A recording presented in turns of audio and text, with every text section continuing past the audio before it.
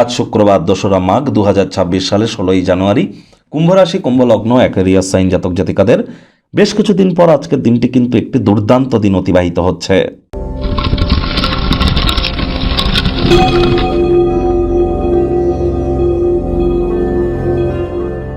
ভিডিওটির শুরুতেই স্ক্রিনে আপনারা দেখতে পাচ্ছেন দেবী মহালক্ষ্মীর গায়ত্রী মন্ত্র, ওম শ্রী মহালক্ষ্মী চ বিদ্মহে বিষ্ণুপত্নাই চ ধীমহি তন্ন লক্ষ্মী প্রচোদয়াৎ।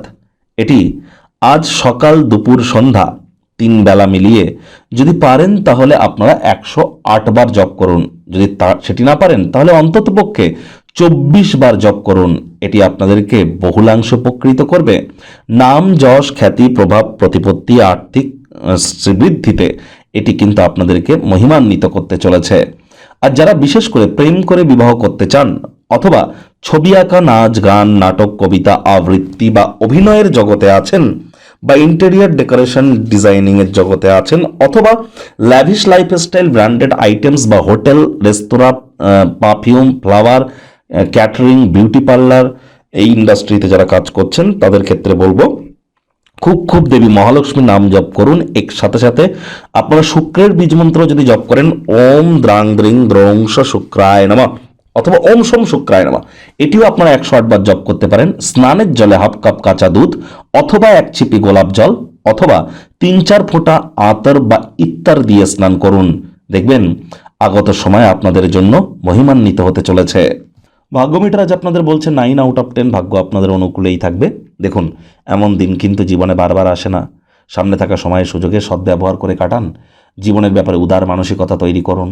কায়িক পরিশ্রম হলেও শরীর মনে সতেজতা এবং তরতাজাই আপনারা অনুভব করবেন। দীর্ঘদিনের পুরনো রোগশোক, অসুস্থতা থেকে আজ মুক্তি পাওয়ার দিন, পরিত্রাণ পাওয়ার দিন। অর্থগত ব্যাপারে আয় ইনকাম বাড়বে।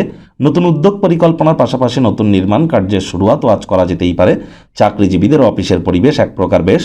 বস কলিগদের সাথে ভাব ভালোবাসা বাড়বে। কর্মে গতি অনুভব করবেন। নিজের মেধা, দক্ষতা, ট্যালেন্টের দৌলতে প্রশংসার পাত্রপাত্রীও আপনারা হতেই পারেন। রাজনীতিবিদ যারা আছেন, জনসংযোগ বৃদ্ধি করুন। সমাজে পপুলারিটিও বাড়বে। শিক্ষার্থী বিদ্যার্থীরা যে কোনো প্রকার পরীক্ষা প্রতিযোগিতায় সফলতা অর্জন করবেন।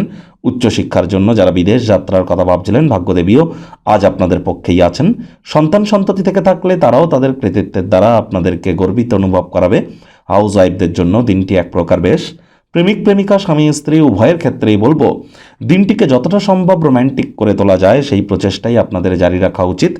অবিবাহিতদের বিবাহের যোগ পরিলক্ষিত হচ্ছে। যারা প্রেমে পড়েননি তাদের জীবনে স্বপ্নের নারী বা পুরুষের আগমন আজ কিন্তু হতেই পারে। একটু প্রচেষ্টা আপনাদেরকেও করতে হবে। শত্রুপক্ষ, বিরোধী পক্ষ আজ কিন্তু খুব একটি শক্তিশালী থাকছে না। পরিবার, পরিজন, নিকটের স্থানীয় ব্যক্তিবর্গ, বন্ধু স্বজন সকলের সাথেই ভাব ভালোবাসা বাড়বে। পরিবারের প্রতি সকল প্রকার দায়িত্ব সঠিক সময়ের মধ্যে সুনিপুণভাবে পালন করতে আপনারা কিন্তু সক্ষম হবেন। বর্তমান অবস্থা নিয়ে অভাব অভিযোগ করে যেন দিনটিকে মাটি করবেন না, এতে দৈনন্দিন জীবনের সুগন্ধ কিন্তু নষ্ট হয়ে যায়।